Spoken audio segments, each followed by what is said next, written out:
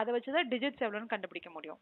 அப்போ int digit is equal to okay நம்பரோட length தெரியணும்னா நம்மக்கிட்ட எந்த ஒரு மெத்தடும் கிடையாது. இந்த இன்ட்டுங்கிறது ப்ரிமிட்டிவ் டைப், அதுல எந்த மெத்தட்ஸும் நம்மளுக்கு இருக்காது இதோட லென்த் கண்டுபிடிக்கணும்னா.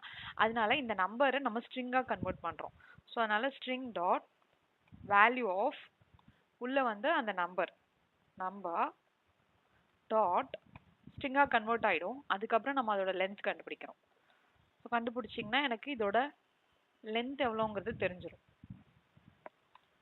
ஓகே ஸோ லென்த் கண்டுபிடிச்சிட்டு நான் ஃபர்ஸ்ட் இப்போ என்ன பண்ண போறேன் அப்படின்னா ஸ்ட்ரீம்ஸ் யூஸ் பண்ணி தான் பண்ண போறோம் அப்படின்னு சொன்னேன். ஸோ அப்போ அதில் நம்பரை வந்து நான் முதல்ல ஸ்ட்ரிங்கா கன்வெர்ட் பண்ணிக்கிறேன். String dot value of number dot CARES.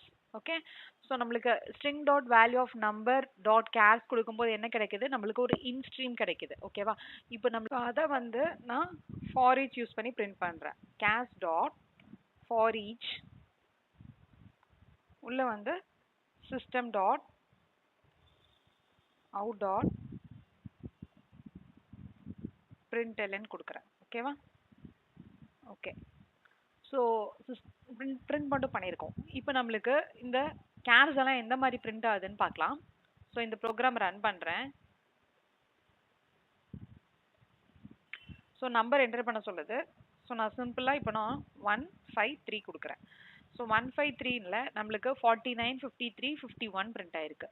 So இது என்னன்னு பார்த்தீங்கன்னா 1ஓட ஆஸ்கி வேல்யூ வந்து 49, அதே மாதிரி 5ஓட ஆஸ்கி வேல்யூ 53, 3ஓட ஆஸ்கி வேல்யூ வந்து 51. சப்போஸ் இன்கேஸ் நான் வந்து நம்பர் வந்து 1053ன்னு கொடுக்குறேன்னு வச்சுக்கோங்களேன். 1053 ஓகே.